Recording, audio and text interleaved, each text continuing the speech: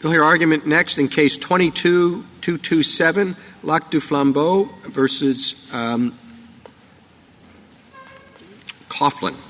Mr. Shah. Mr. Chief Justice, and may it please the Court. The question presented is whether Congress abrogated sovereign immunity with respect to damages actions against Indian tribes in the Bankruptcy Code. The Code provisions specifying the governmental units whose immunity is abrogated, Section 10127, names individually the United States, states, and foreign states, as well as the departments, agencies, and instrumentalities thereof, followed by a residual clause, quote, or other foreign or domestic government. That definition, like the Bankruptcy Code more broadly, does not refer to Indian tribes specifically, the most obvious and natural means of including them, as Congress has done in every other statute abrogating tribal sovereign immunity.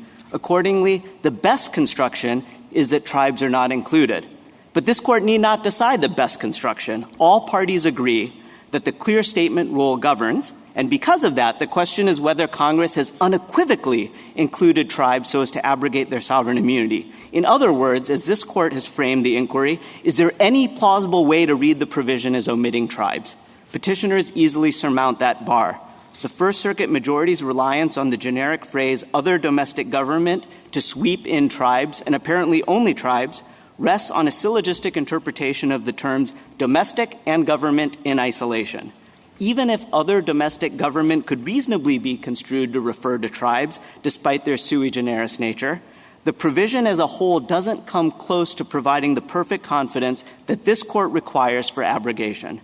Indeed, Congress has long treated tribes differently than the governmental entities enumerated in Section 10127, including under the federal bankruptcy statute preceding the Code. Congress gave no indication, let alone an unmistakably clear one, that it newly intended to treat the tribes the same in the current Code. I welcome the Court's questions. So in your thinking and argument, Congress would actually have to say tribe. Well, Your Honor, I think we could come up with hypothetical formulations that Congress has never used in order to make it abundantly clear that they want to cover Indian tribes, but those would be hypothetical. And I think it's fair for this Court to take into account two undisputed realities. One is Congress has never done that before in the history of this country, that is, abrogate the sovereign immunity of tribes without mentioning tribes. Now, they could do it, you could imagine, in some formulation, but presumably that formulation would not use the standard locution that Congress has always used when referring to the Big Four. And by the Big Four, I mean the United States, states. I understand that argument, but can you think of any other governmental unit that would be required to be named specifically, as you seem to suggest the tribes would have to be? Well, again, Your Honor, it's normally the practice. When Congress is abrogating state sovereign immunity, it mentions states. I know, but states have a different they have sovereign immunity that has a constitutional basis. Well, Your Honor, just to respond to that, this Court has been abundantly clear. The United States concedes it. Respondents concede it, that it's the same clear statement rule that applies for states, the United States, and Indian tribes. And I know that some justices on the Court have disagreed with that, but that's currently the law, and the other side accepts it. Beyond your clear statement rule, can you give me an example of any other government that falls outside of the catch-all phrase? That would fall within the catch-all phrase? Or that would be excluded from it? It seems to capture all governments. Oh, sure, Your Honor. I guess Indian tribes is the most obvious example, but well, it's the only one so far. Well, here's one other example. You can imagine governmental entities like the International Monetary Fund, not purely domestic, because obviously it has foreign governments involved, but not clearly foreign because the United States is a member. So IMF, World Bank, other entities that have been recognized to possess immunities, but not clearly domestic and not clearly foreign. In fact, Congress has passed a separate statute called the International Organizations Act to deal with those not purely domestic and not purely foreign entities. So there's another example of an entity that would not fall within that residual clause, Your Honor. What if the statute said every government? Your Honor, that would be harder if it said every government. But if it said every government after specifically enumerating just said every government. Yeah, if it just said every government, again, that's a harder case. I still wouldn't give it up because this court has been very clear that Congress has to be specific, but I grant you that would be a harder case. And Chief Justice, what I would respond is Congress has used that formulation and then felt the need to clarify. I would point you to the Resource Conservation and Recovery Act, and that's cited on page 25 of our brief, but I think our brief undersold it. If you actually read it in full and quote it in full, it uses a similar formulation. It says you can bring civil actions against persons, including the United States and any other governmental instrumentality or agency. So broader than the residual clause here, similar to your formulation. But then it felt the need to go and define person. And in the definition of person, it lays out the big four: states, United States, doesn't mention foreign governments, and then cross-references the definition of Indian tribes explicitly. But Mr. Shah, what if Mr. Chief Justice's hypothetical said every government? Would state sovereign immunity be abrogated? Is that a hard question? Yeah, I think... It seems to me like you're saying, it sounds to me your answer when you said you wouldn't give it up, it's hard for me to see how that would be a hard question for the United States or for a state. So it sounds to me like you're carving out an extra special, super clear rule for Your Honor, Indian tribes. if we lose under that formulation, that's But why fine. why wouldn't you give it up? Why wouldn't you? I will give it up. Well, you didn't give it up at first. Why did you hesitate? Right. Is it that you have to be more explicit for Indian tribes than for other governments that have a clear state The reason rule? why I hesitated is I'm not sure the United States would give it up. You can ask counsel for the United States. They've been very parsimonious when it comes to waiving the sovereign immunity of the United States. But I'll be willing to give it up. Here's what I think. The modifier here is not every government. It's after you have a list that names three of the big four: the United States, states, and there's only four entities that have been well recognized to have sovereign immunity: the United States, states, foreign governments, and Indian tribes. You have a statute that painstakingly names the other three in an abrogation provision, for some reason omits what the First Circuit thought to be the only entity covered by the residual clause. Why would you have a residual clause if it's only there to cover Indian tribes? Congress in every other statute, when they wanted to abrogate the sovereign immunity of Indian tribes, has said Indian tribes. Indian tribes is shorter. You said, Mr. Shah, for some reason omits. Do you have a reason? Do you have a theory? Sure, Your Honor. I actually have three potential reasons as to why Congress might have omitted Indian tribes. Of course, Bay Mills, this court has said that's not the right question in a clear statement case, but I'm going to answer your question. We've also said that there should be this is not a magic words requirement. Yes, and I think that the difficulty for you is, aren't you really making it into a magic words requirement? So let me give you the three potential explanations and then answer the magic words question. The first one may take a minute, so please bear with me, but I think it's illuminating. The omission of tribes becomes much easier to understand in light of the baseline against which Congress was legislating in the 1978 Code. The pre-Code federal bankruptcy statute, which had been on the books since 1938, that treated tribes differently than the governmental units specified in 10127. So the disparate treatment is nothing new. And let me be very specific. The other side points to the fact that in the current code, governmental units are entitled to preferential treatment for certain claims, like tax claims. They say Congress couldn't have meant to leave tribes out of that because tribes also levy taxes. But what they don't acknowledge is the pre-Code statute, which is cited on page 20 and quoted on page 21 of our reply brief. In the pre-Code statute, Congress did exactly that. It extended preferential treatment to tax claims to the United States, states, and municipalities, but not Indian tribes. So, fast forward to 1978, rather than list out the entities separately, Congress creates the definition of governmental unit, and it uses the same sort of governmental units it used in the 1938 statute. And then when it wants to give preferential treatment to tax claims, it references that definition of governmental units, which doesn't include Indian tribes, just like they weren't included under the 1938 statute. So my answer to you, Justice Kagan, is, in short, is it's the status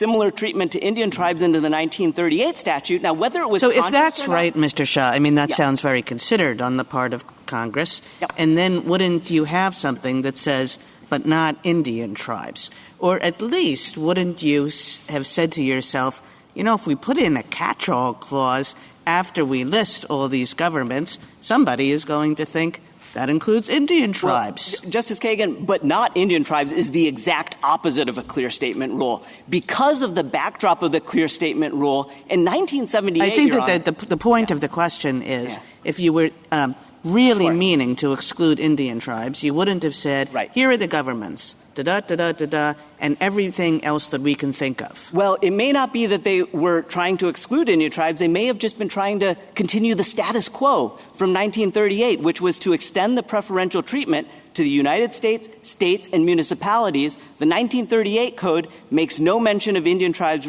receiving that special treatment, so maybe they just want to do the status quo. Now, again, Your Honor, none of us know what Congress actually had in mind. What were your other two theories? Oh, the other two are more affirmative, right? I don't know if that was conscious or accidental or what, Justice Kagan. What I do know is it wasn't clear. But the other two reasons might be more affirmative reasons why Congress would want to treat Indian tribes differently. Again, thinking in 1978, remember the code was enacted 6 months after this court's decision in Santa Clara Pueblo, which emphatically reinforced the clear statement rule with respect to tribes.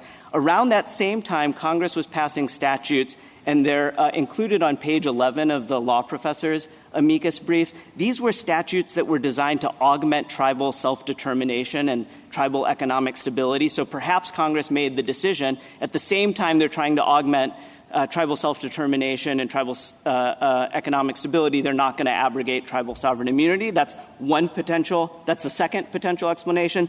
Third potential explanation is that unlike the states in the United States, which participated in the Constitutional Convention that this court said in Katz kind of struck a bargain in the federal bankruptcy clause that would essentially constitute a semi-waiver of their sovereign immunity. Obviously, as this court has said, the Indian tribes didn't participate in the Constitutional Convention, so it would be absurd to assume that they struck, that's the court's words, not mine, to assume that they struck a similar sort of bargain. And so perhaps Congress, again, none of us know because Congress doesn't refer to tribes even once in the legislative history or in the text, but perhaps they thought, okay, well, it's not as fair to abrogate the sovereign immunity of Indian tribes who weren't part of that deal or bargain struck in the Constitutional Convention. Mr. Shaw, just out of curiosity, could I ask you a few questions about the relationship between the tribe and Lend Green Loans? Yes. Who actually operates The this? tribe does, Your Honor. This is not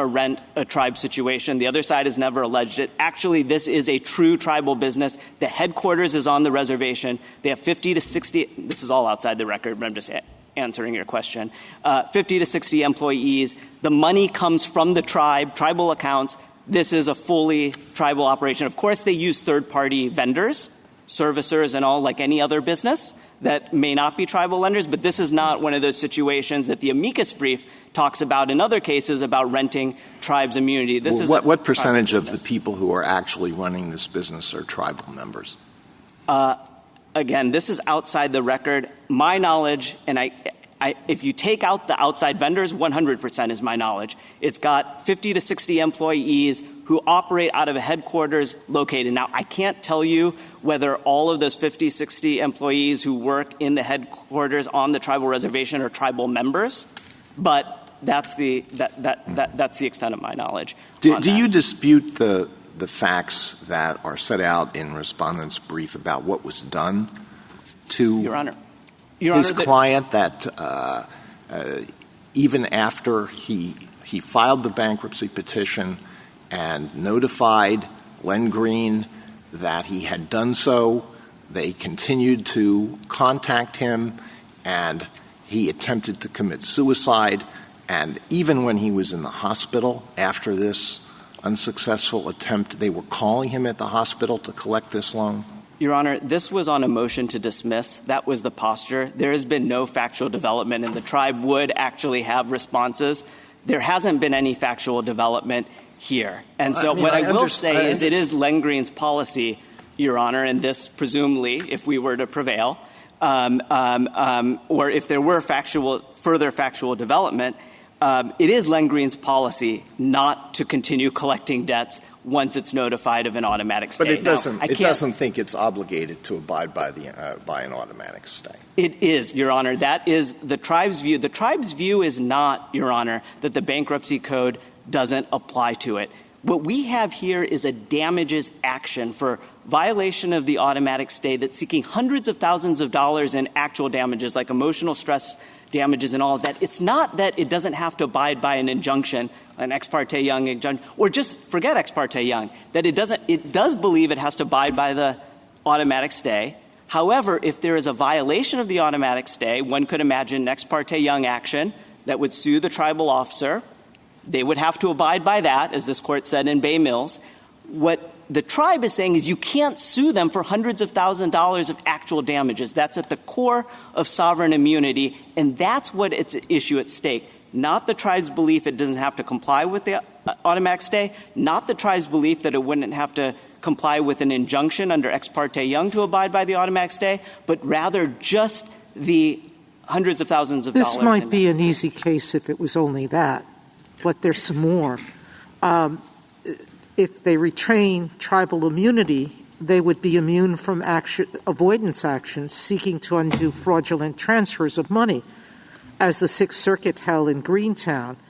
Why would Congress want the tribe to keep fraudulent transfers of millions of dollars? Your Honor, I think that is an open question, and the tribe doesn't take a position on that, actually. You're really going to say that Nordic Village is unclear about that? No. Is Greentown unclear about that? Katz, Your Honor, which came after Nordic Village, cuts the exact opposite way. What this court said in Katz is, unlike Nordic Village, which seemed to think this was a damages action, the court in Katz viewed it more as an in rem action. If it's an in rem action, it's property of the state, then the tribe would have to return the property. So the latest word from this court is, in fact, suggesting that it's an in rem sort of remedy, in which case the tribe would be responsible under Ex parte. Tell me why Congress would want to leave that unclear. It seems to me with the catch-all phrase that it wanted to deal with sovereign immunity and to give certain benefits for it and take away certain restrictions on subjecting it to things like fraudulent transfer. Well, Your Honor, if it had wanted to clearly include Indian tribes, which of course it had to do under this court's longstanding jurisprudence reiterated just 6 months before the code, if it wanted to clearly include Indian tribes, it could have enumerated them just like Congress did with respect to the United States, states, foreign governments, and just like Congress has done in every other statute. We list both in the abrogation context and outside of the abrogation. That is clearly perplexing in this statute, because you're absolutely right. In every other situation, it has listed Indian tribes when intended. So that is very, very puzzling. But equally, I guess the question is, if Congress forgot Indian tribes, yes, is the structure of this so clear that it was meant to include them?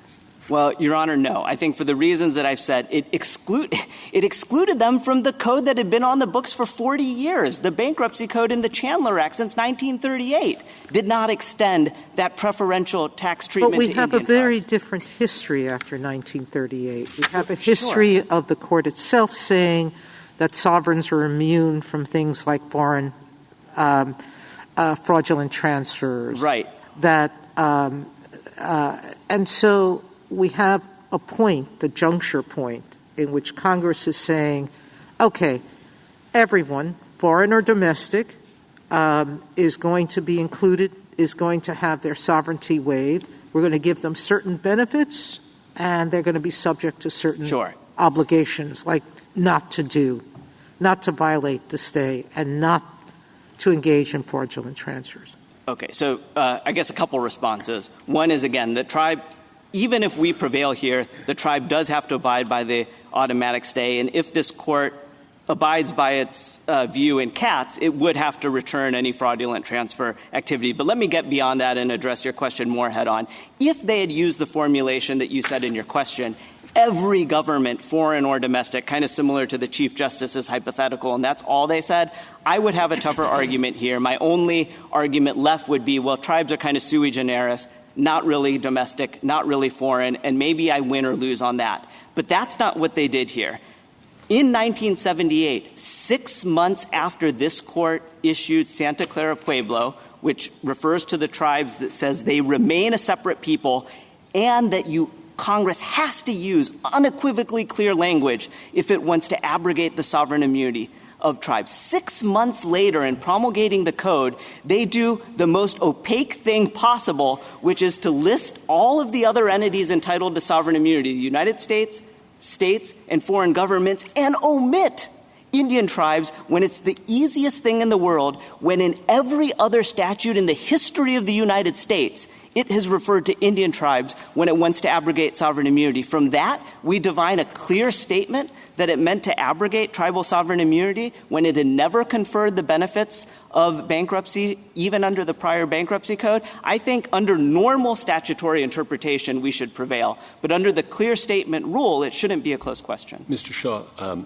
I think the gist of some of the questions is, while prevailing here would advantage the tribe, obviously, in terms of monetary claims against it, that they would also mean that you lose certain benefits for tribes.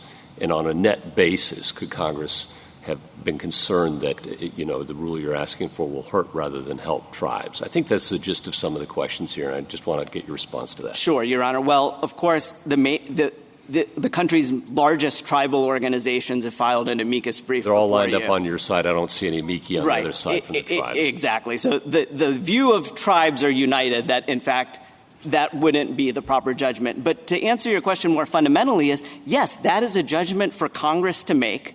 That is part of the reason why there is a clear statement rule. That is, if Congress, we want to be really careful that Congress made that judgment and didn't accidentally or unintentionally or otherwise abrogate the sovereign immunity of Indian tribes. Here, this is the furthest thing from a clear statement, given the backdrop against which Congress was legislating in 1978, and the fact that every other time they wanted to do it, the easiest thing in the world is to add Indian tribes to the list of entities that they had done. And again, this is not the any government under the sun hypothetical. This is where they painstakingly enumerated the Okay, so what entities. if they painstakingly enumerated, let's say, said, no sovereign immunity for Indian tribes, the United States, or any other domestic or foreign government?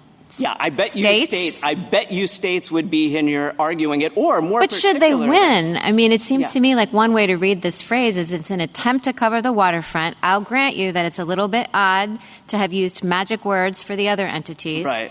But it looks to me like an effort to cover the waterfront. We have to have a clear statement rule. But if you have a description at the end that's a catch-all, that can be it seems to me like to win you have to say that domestic and foreign means not here or there, but a word that actually doesn't seem to me the definitions about derives from the foundational document or gets its authority from, that's not even really clear to me that that's what the definitions you cite mean. Sure. So, Your Honor, I guess two responses. One is, under Atascadero, I think the states would have a pretty strong argument given Atascadero and how emphatic it is on mentioning states very specifically. But if I'm wrong about that, if you were to find in your hypothetical that, hey, look, even though you mentioned states, Indian tribes, foreign governments, and you left states under the 11th Amendment to the residual clause, if you thought that was specific enough, our case is stronger because states, at least, you could say, gosh, you are clearly domestic. There is nothing not domestic about you, state. Indian tribes, this court has grappled for 2 centuries in trying to describe Indian tribes in its opinions. It has said they are not clearly foreign because obviously they have connections to the United States. They are not purely domestic because they have pre-constitutional residual sovereign power. But it says domestic or foreign. Right, domestic or foreign. There are neither. Tribes are sui generis. And the other governments have sovereign immunity as well. I mean, the thing that I'm struggling with is that all of the passion about sovereign immunity and not abrogating lightly, I think would make more sense, at least to me, if we didn't have a clear statement that Congress was interested in abrogating sovereign immunity.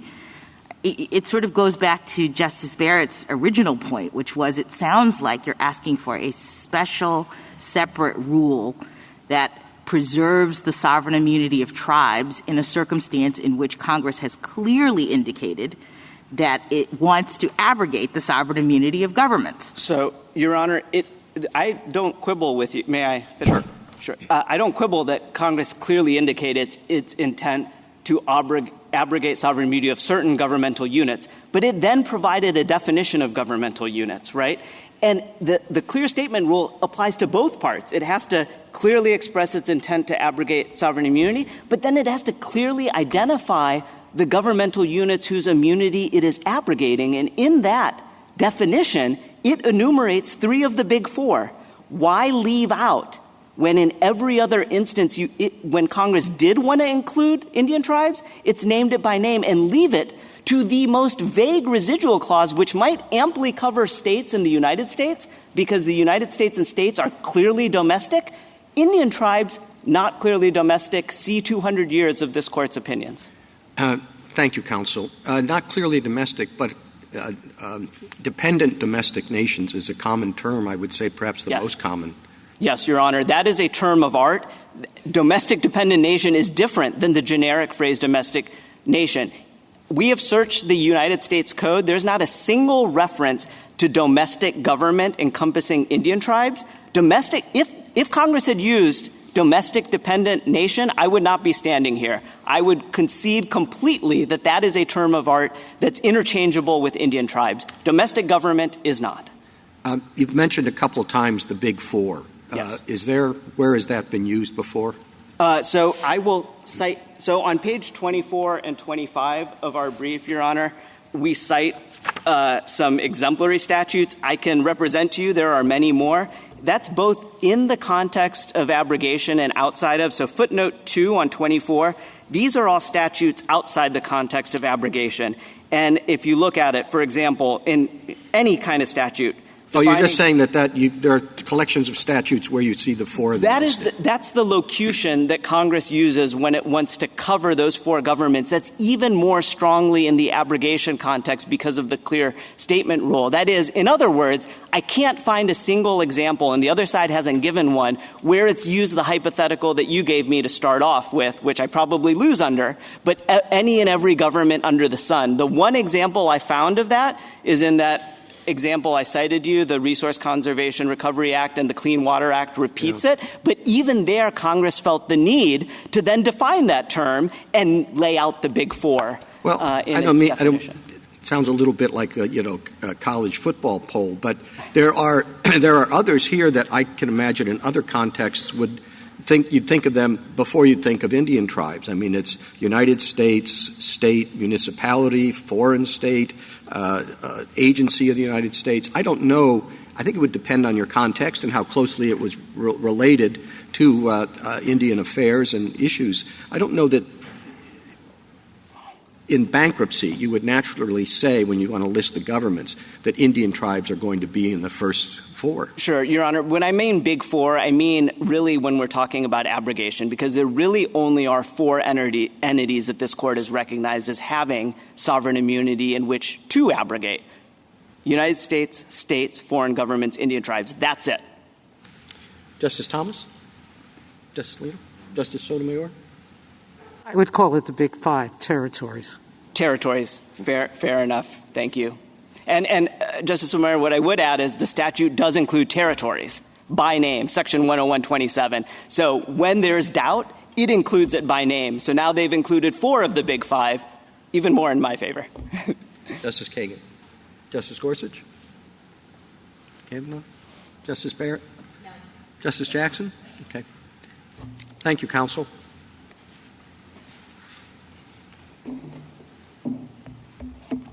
Mr. Rappaway? Mr. Chief Justice, and may it please the Court. The Bankruptcy Code provides that a governmental unit may not assert sovereign immunity to bar a motion to enforce the automatic stay. The defined class governmental units includes tribes because it includes foreign or domestic governments.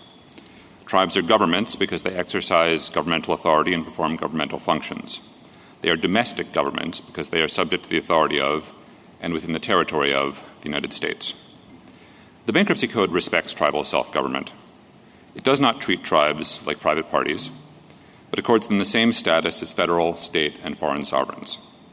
It recognizes and privileges their governmental functions, which include taxation, the exercise of the police and regulatory powers, and the making and enforcement of family law.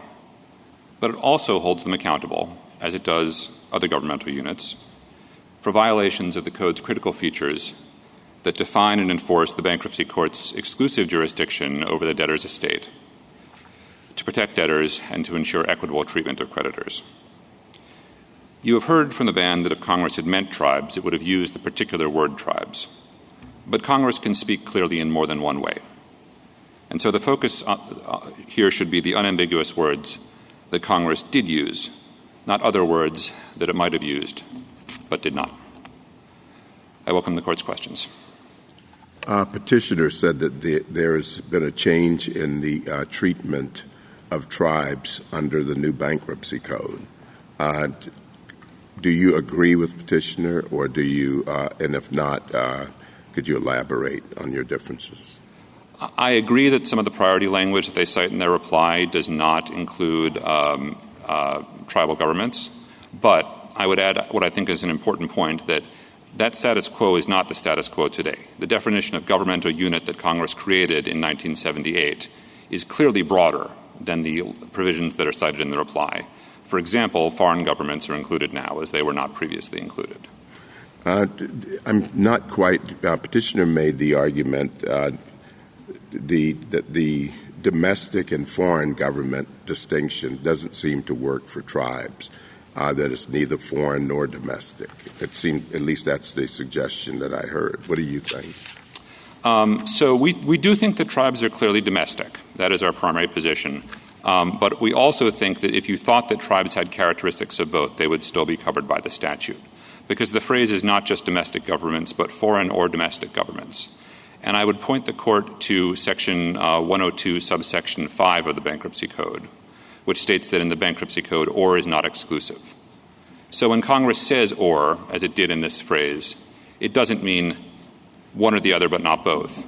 It means either or both. And so to the extent that you have an entity that has both foreign and domestic characteristics, whether it's a tribe, whether it's an intergovernmental organization, it would still be covered by the clause. And we think that applies to all governments. Let's take the first part of that. And you say they're clearly domestic. And you cite Chief Justice Marshall's domestic dependent nations language. But even that contains a hint of the difficulty here. Domestic dependent nations, suggesting that there's something other than a state. And then, of course, in Parks, this Court said that tribes are in many respects foreign and independent nations as well. What do we do with that? Well, let me start with Chief Justice Marshall and Cherokee Nation and say that opinion does decide very clearly that tribes are a state. And so that they're a state? That they count as a state. He says that the council that was attempting to establish they are a foreign state have... Foreign state. Yeah. That council was attempting to establish that they were a foreign state. Okay. And so Chief Justice Marshall says they're definitely a state because they have a government. I mean, I'm paraphrasing slightly, but I do think the opinion will bear this reading. But they're not a foreign state because they are not foreign to the United States. So I think that a close reading of that reinforces. How about Parks? I am blanking on the exact passage that Your Honor is citing, but I think that generally when this Court has... In many respects, a foreign and independent nation.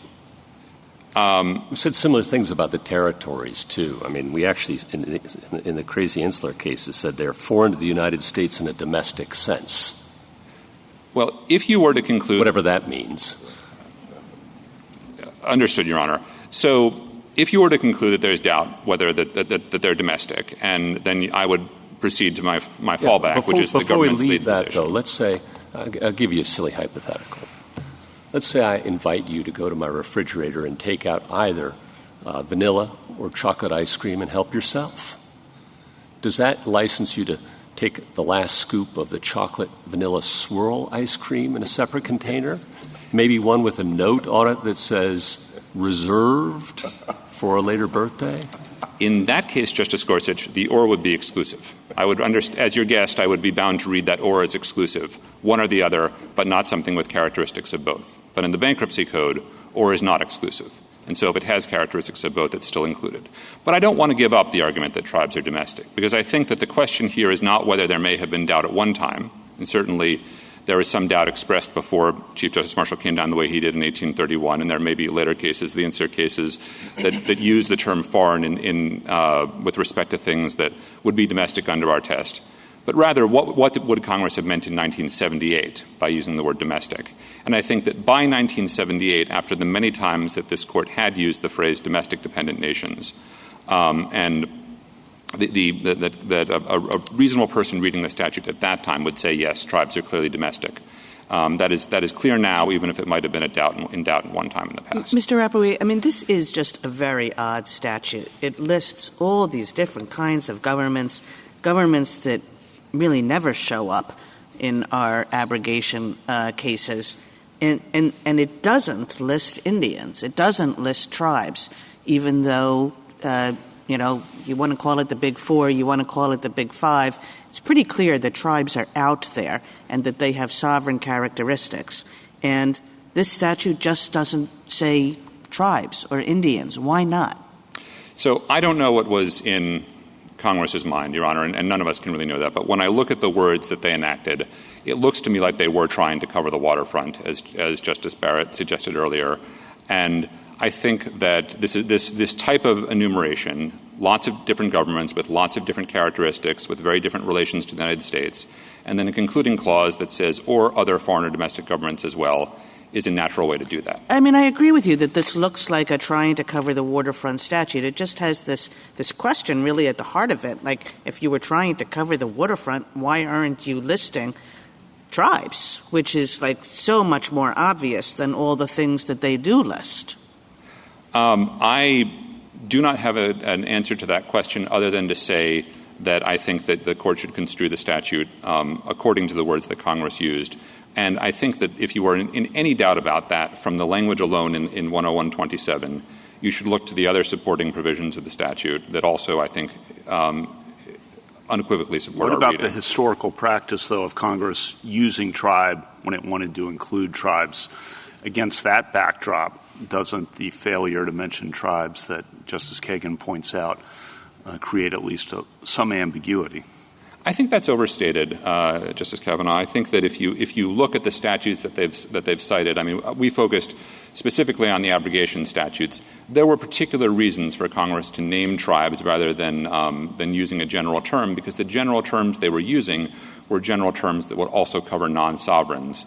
And under Atascadero, if you use a general term that covers both sovereigns and non-sovereigns and you authorize suit, you haven't been clear enough.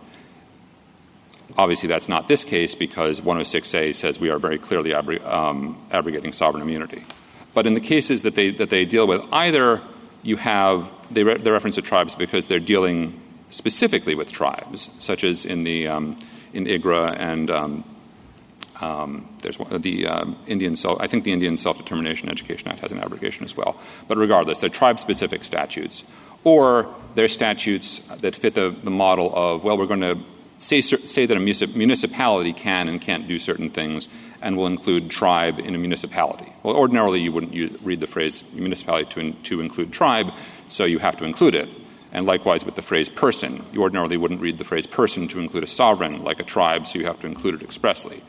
But when you have a statute that is dealing specifically with governments, that uses the general term governmental units, and the meaning of the defined term itself is relevant to the Court's statutory analysis, and governmental units standing alone would ordinarily be read, I think, to include tribes. Suppose we think that Congress just forgot about tribes. Do you lose then under the clear statement rule? I don't. So I would resist the premise. But even if you think that when you say Congress forgot about tribes, if the people who wrote the words on the page in their individual human minds were not thinking about the problem, but they used words that by their ordinary and natural meaning include tribes, I think we still win. And I think that the goal of trying to pursue that subjective mental state of individual legislators or individual drafters is one that this Court has largely abandoned, and I think that's the approach we would urge in this case. And if I could go back for a second to the broader context, I would also like to point to the other ways in which the Code uses the phrase governmental unit to largely to confer benefits. But our point isn't really that they're benefits. Our point is that and we're not asking the Court to weigh costs and benefit. We're asking the Court to read the statute as a whole. And so the kinds of entities that Congress did have in its metaphorical mind when it passed the Code were entities that tax, because it was talking about governmental units as levying and assessing taxes, and it made special exceptions to ordinary bankruptcy rules for taxes because taxes are important. And it was also thinking about entities that exercise police and regulatory power, which tribes can do, and it made exceptions to the automatic stay for exercises of police and regulatory power because that's important too. And then family law. We give the example in our brief of domestic support obligations, child support and alimony, that are defined in Section 101.14a to include these, partially by reference to governmental units, and Congress gave special treatment to that because that's important. And looking at all of that together, that tells you that tribes perform the kind of governmental functions that the Code recognizes and gives that special treatment to. I would, and those exceptions, there was a point made in the reply, I think, that, well, it doesn't matter if there's an exception for tribes because there are lots of other exceptions as well. But the exceptions that Congress made are part of a detailed system that balances bankruptcy and non-bankruptcy issues. And that does not include an exception for the types of loans at issue here, which I concede it's possible Congress might not have thought of governments engaging in those type of loans, these triple-digit online loans in 1978. Certainly they wouldn't have contemplated the Internet. But nonetheless, there is no exception for this type of conduct. There shouldn't be an exception for this type of conduct, and you don't have to read the Code to create an exception for this type of conduct.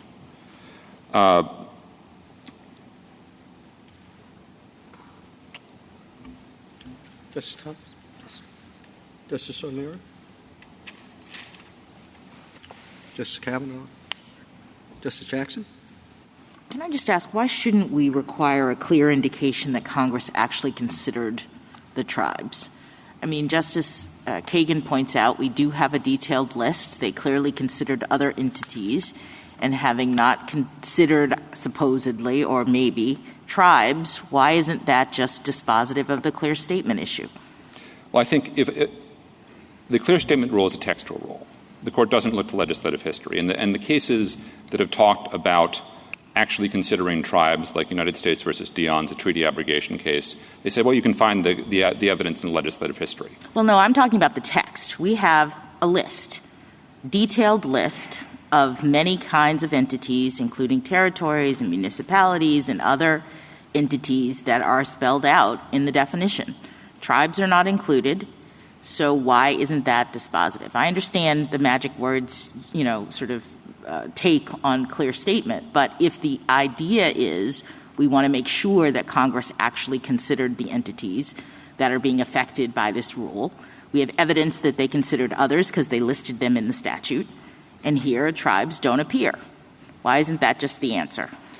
I think the reason why that's not the answer, Justice Jackson, is because the clear statement rule is a tool for interpreting the law and a way of determining congressional intent, not a way of imposing a heightened burden on Congress's exercise of powers that it concededly has within the Constitution.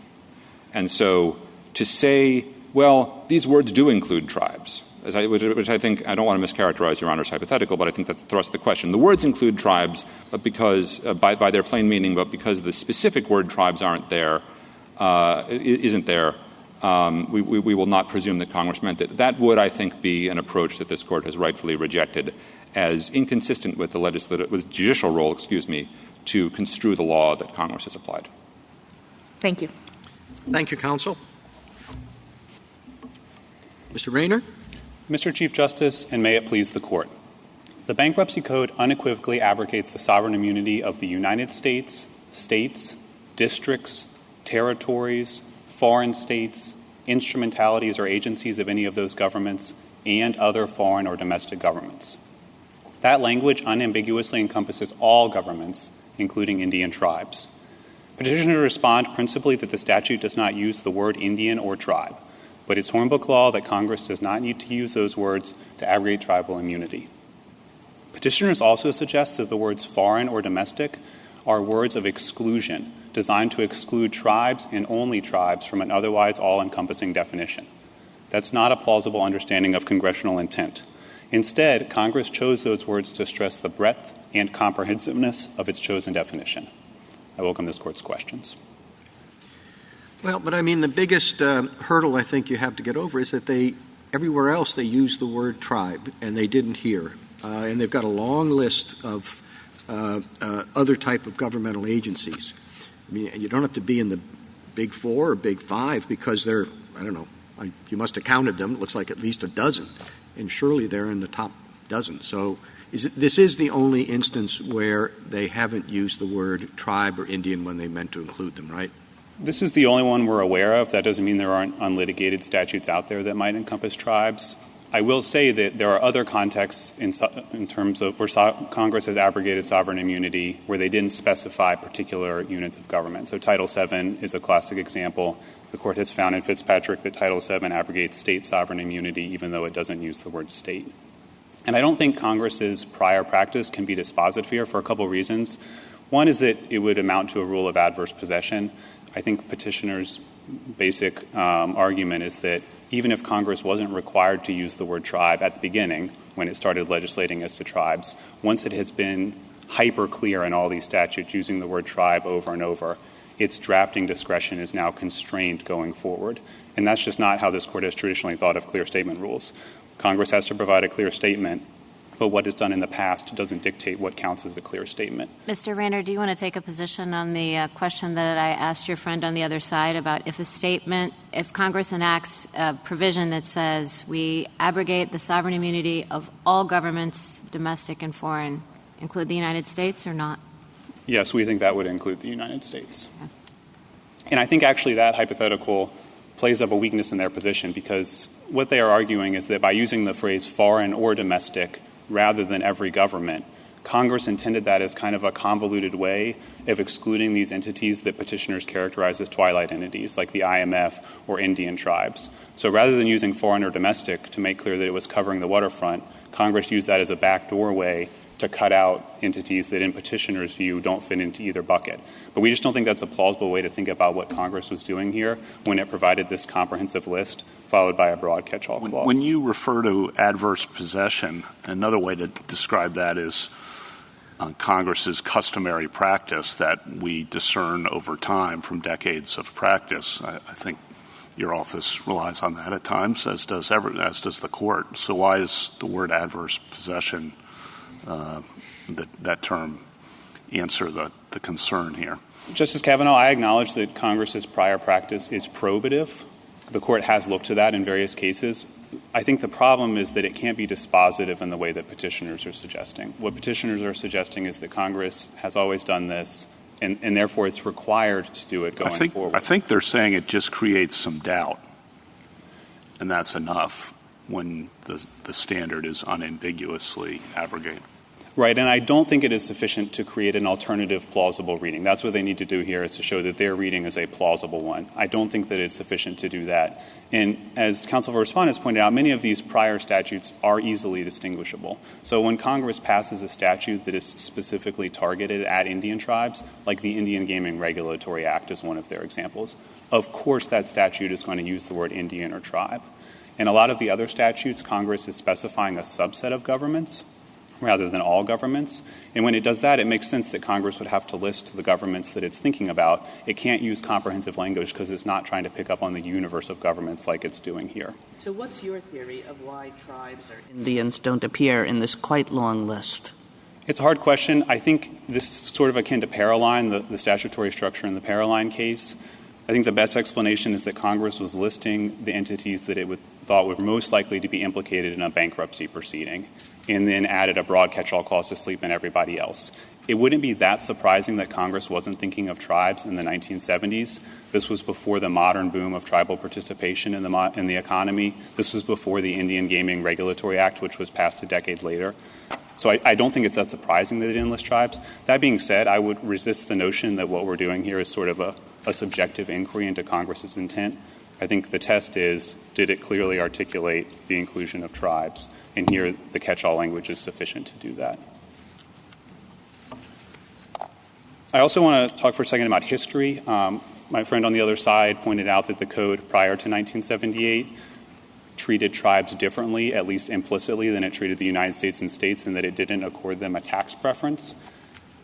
I don't think that's probative at all. 1978 is a reset. There was no across-the-board definition of governmental unit in the pre-78 Bankruptcy Act.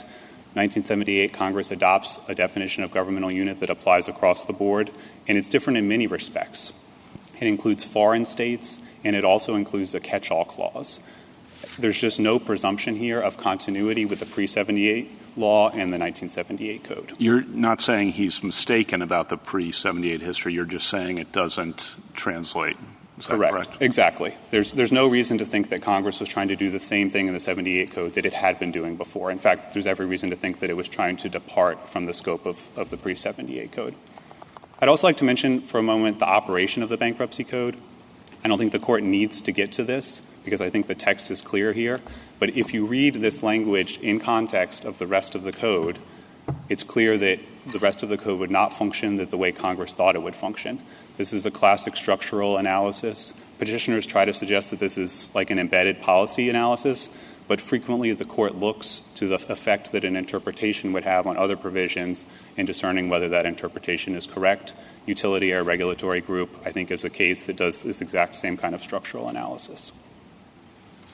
What else do you think gets included in this catch-all clause? That's a hard question. I think we probably agree with petitioners that some interstate compact entities would be included in the catch-all clause. They give the example of WMATA. We're probably on the same page that would also fall within the catch-all clause. Instrumentalities of tribes would likely fall within the catch-all clause. Instrumentalities are listed in the proceeding. And so this isn't a catch-all clause of one in our view. Well, instrumentalities of tribes really are just like tribes, right? I mean, the structure of this statutory provision is a bunch of things plus their instrumentalities. So I don't think that gets you past one. Correct. Well, I mean, but I concede the WMATA point, so that's at least past one. And the list items do treat instrumentalities as separate, but it treats them all as governments. So they would fall in the catch-all clause for that reason. Well, I think WMATA would probably have a better argument that they're not included. I mean, these various governmental agencies like that. Some have sovereign immunity, some don't. And to say that they thought about covering WMATA but didn't mention it, that would seem surprising. Our position isn't that they subjectively thought about that. And to be clear, the list isn't limited to entities with sovereign immunity. So it includes municipalities, for example, which don't enjoy sovereign immunity except when they're acting as arms of the state. And whether an interstate compact entity enjoys sovereign immunity will depend on the Hess test. And the list is apart from the abrogation section, right? Were those enacted at the same time? So there was an abrogation enacted in 1978 at the same time as the definitional section in 10127. The abrogation was expanded in its scope in 1994, but because there was a more limited abrogation in 1978, the clear statement would have applied from the beginning. I do think it's important, though, Justice Jackson, to emphasize that there is a clear abrogation here. Congress was thinking about sovereign immunity. It said we are abrogating sovereign immunity, and it said we are doing it to this broad category of governments. This isn't a situation like where Congress has said you can sue a person, and person happens to be defined to include governments. And there's no indication that Congress has thought about immunity specifically. We know here that Congress was thinking about immunity when it provided this broad list of governments. There's no further questions. Justice Thomas? Mr. Rayner, you said that the tribal involvement in the economy has changed since 1978. Does that include the off-reservation commercial activity of tribes? Yes, Justice Thomas. As this Court has noted, tribes are more involved now than they used to be. And I offer that to Justice Kagan as sort of a speculation about why Congress might not have mentioned tribes. But to be clear, none of our argument turns on the degree of tribal involvement in the economy. We think tribes are included in this definition, regardless of how frequently they'll be implicated in bankruptcy proceedings. Justice Alito? Justice Sotomayor? Ms. Gorsuch? Justice Jackson? Justice Jackson. Justice Barrett. Okay. Thank you, counsel. Thank you. Rebuttal? Thank you, Your Honor. Just like to make 2 points. First, our position isn't that it's wholly unreasonable to read the phrase in abstract foreign or domestic government as including Indian tribes. There are reasonable arguments that maybe it could be included, but that's not the question here today. Is it unequivocally clear, given the structure that Congress used, serially listing each of the Big Four, Big Five, and a bunch of others, but leaving out Indian tribes? Is it abundantly clear that they wanted to include Indian tribes when adopting that structure? The answer to that has to be no. And there's 2 strong presumptions that at least create doubt about that. The first is the conceded history. The other side, no doubt, has exhaustively searched the code and cannot find a single example in the history of this country where Congress has abrogated the sovereign immunity of tribes without mentioning tribes. That's not a magic words test. That's simply applying all the cases this Court has said is you don't disregard the standard practice of doing of Congress enacting legislation when you're interpreting legislation. They try to distinguish one-off examples. Oh, it occurs in the context of Indian tribes. Well, a general statute, you would expect more reason to signify Indian tribes than in Indian statutes. And there are a whole lot of examples that don't fall in that bucket. The Federal Debt Collection Procedures Act, cited on page 25 of our brief, again, nothing to do with tribes, yet enumerates states alongside tribes. The second predicate to that is the fact that when addressing these sort of sovereign entities, certainly when it lists them, it lists all of them. It does it by name. Again, we've cited those statutes on page 24 of our brief. It would be exceedingly odd for Congress to have gone through all of this trouble and then decide to use a generic catch-all phrase that has never been used in the history of this Court's jurisprudence to refer to Indian tribes to capture Indian tribes under a clear statement rule. The last point I will make is the Solicitor General argues that takes on the history of what Congress was trying to do in 1978. Everyone concedes that in the decades preceding the Federal Bankruptcy Code, Congress, in fact, treated tribes differently. It did not extend to them the preferential treatment for tax claims. It continued not to extend to tribes in the 1978 Code preferential treatment for tax claims. That ended up being moved into the definition of governmental units. I can't tell you whether Congress specifically intended, when they used that same definition, to cross-reference the abrogation, whether they specifically thought about whether they were including tribes or not. But what I can tell you is they didn't unequivocally include them. Thank you, Your Honor. Thank you, counsel. The case is submitted.